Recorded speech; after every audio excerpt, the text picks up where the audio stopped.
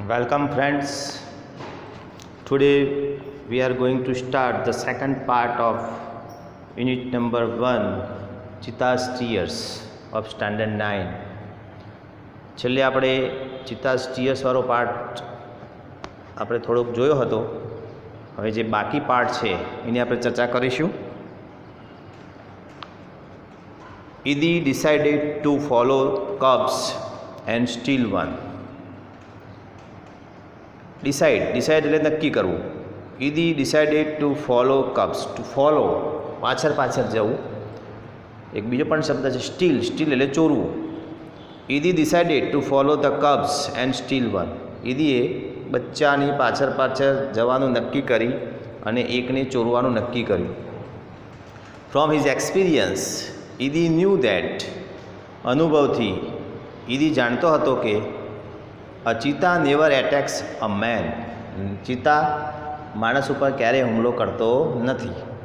ઈદીને ખબર હતી અનુભવ પરથી. ઈદી શિકારી હતો. Idi was a Zulu hunter and he knew that cheetah never attacks on man. Attack એટલે હુમલો કરવો. Therefore it was safe to steal a cub. તેથી બચ્ચાને ચોરવાનું કે છે બહુ જ સરળ હતું, સલામત હતું.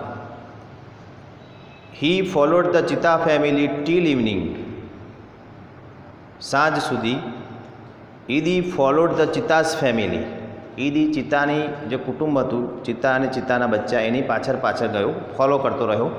At the sunset, the mother Chitta hid her cubs in a thick bush and left for a stream. સૂરજ આથમ્યો ત્યારે માદા જે ચિત્તા હતી એને પોતાના બચ્ચા જાળીમાં સંતાડ્યા. And left for a stream, અને ઝરણા તરફ ઉપડી. ઝરણું, સ્ટ્રીમ એટલે અહીંયા લખ્યું છે સ્પેલિંગ, સ્ટ્રીમ એટલે ઝરણું. પાણી પીવા માટે ઝરણા તરફ ગઈ. Quickly a hunter picked up his net and spear and ran into a bush. When the mother cheetah left for a stream, what did Idi do?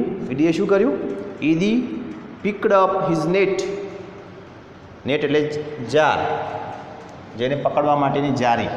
ઈદી picked up his net and spear એટલે ભાલો, and ran into a bush. bush એટલે જાળી. ઈદીએ પોતાનો ભાલો લીધો અને jar લઈને જાળીમાં ઘૂસ્યો, દોડ્યો.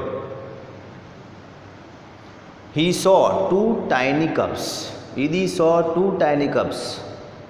What were there in the bush? In the bush there were two tiny cubs. Idi saw them. ઈદીએ તે જોયા. ટાઇની એટલે નાના બચ્ચા જોયા. They looked at him.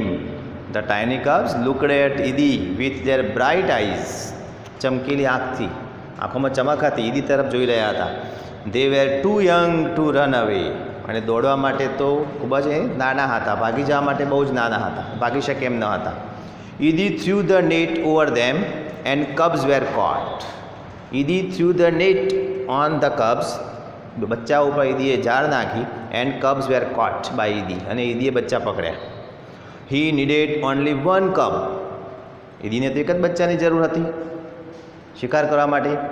પોતાનું જીવન આરામદાયક જીવવા માટે એક જ બચ્ચાને ટ્રેન કરવાનું હતું, જે શિકાર કરીને એના માટે શિકાર લઈ આવે.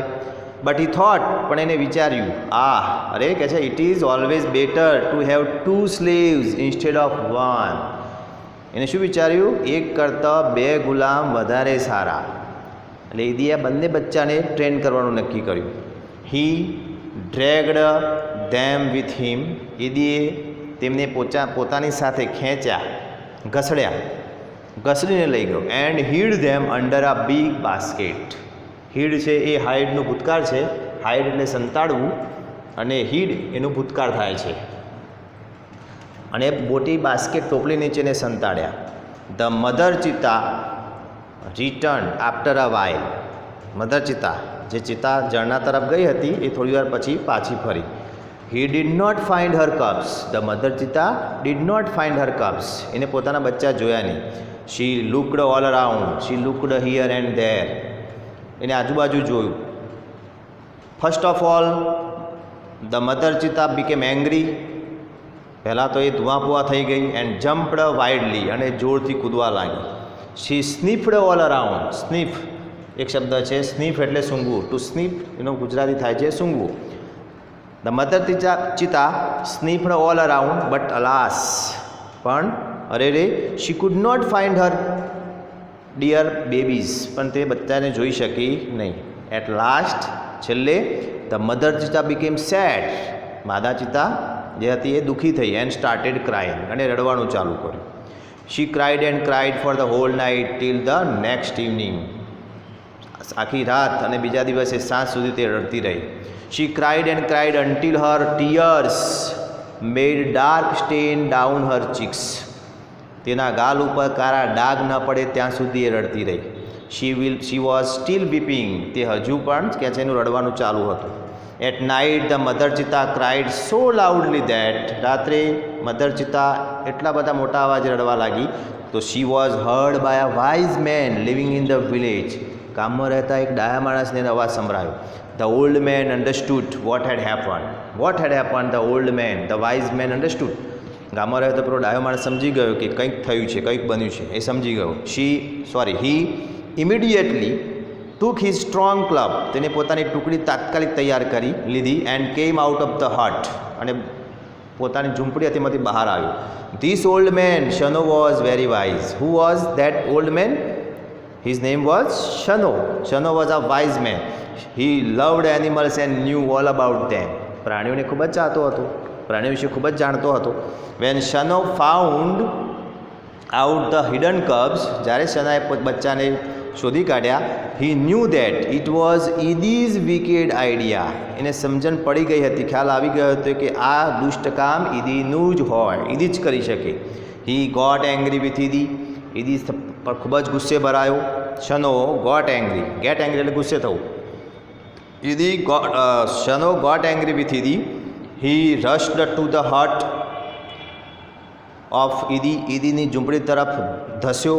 એન્ડ શાઉટેડ, અને મોટેથી બોલે, બૂમ મારી, I hate you Idi, everybody of our tribe will hate you because you are a lazy and wicked too. We know that a hunter must hunt with his own strength and skill, but you are a lazy hunter Idi. You are a thief. You have broken the rules of our tribe. You have brought dishonor to the whole tribe. સનાએ શું કહ્યું ઈદીને? I hate you Idi, everybody of our tribe. Tribe એટલે જમાત, એમની જાતિ. આપણા જમાતના બધા જ માણસો કહે છે તને ધિક્કારે છે, બિકોઝ યુ આર આ લેઝી એન્ડ વિકેડ, તું આરસુ અને નબળામનનો શિકારી છે. કેમ કહ્યું આવું?